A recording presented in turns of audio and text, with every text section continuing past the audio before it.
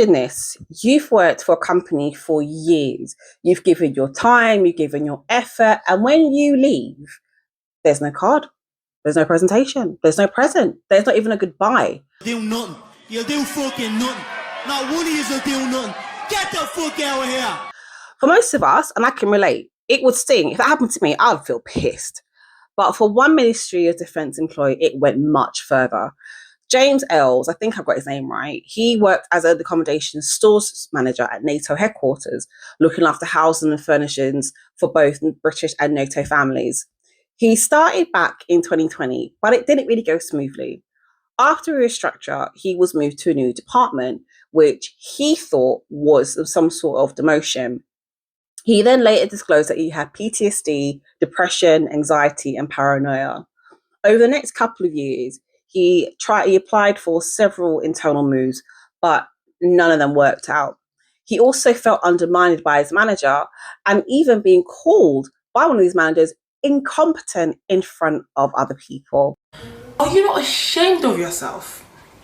Are you not embarrassed? This is really embarrassing. By the time his posting ended in July 2023, James expected at least, a little bit of a small send-off or a card or, as I said, a gift or presentation. But nothing happened. And for him, it wasn't just a missing gesture.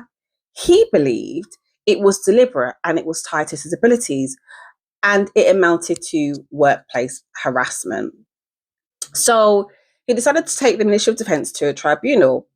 The employment judge, Kate Hutchins, looked at the case, looked at the facts, and she dismissed the case. Why is that? Well, because farewell cards and presentations and gifts aren't legal. They're discretionary. So another colleague happened to another colleague of his in 2024, and they didn't get that either. The judge also noted that James' managers were off sick during the time, and there was no evidence linking his absence of a card to his disability. In other words, it was unfortunate, yes, but harassment, no, especially not under the Equality Act. And this isn't the first case like this. Back in 2024, Karen Conaghan sued IAG, which is the parent company of British Airways, claiming harassment when she didn't get a leaving card. But that case collapsed too, obviously. In fact, the tribunal found a card had been bought, but only a few people signed it. And it happens. Managers thought handing it over would feel like more insulting than not giving it at all. I think because there was not a lot of people that signed it. Anyway, the judge dismissed all 40 of her complaints, describing her reasoning as, quote, conspiracy theory mentality. So what can we really take from this all? Well, I'd say number one, small gestures really do matter. Cards, send-offs, even a quick thank you email, they carry a lot of weight emotionally. Their absence can really feel like a bit of a slight or a rejection, especially if someone's already feeling vulnerable. Number two, there's a difference between emotional impact and legal thresholds.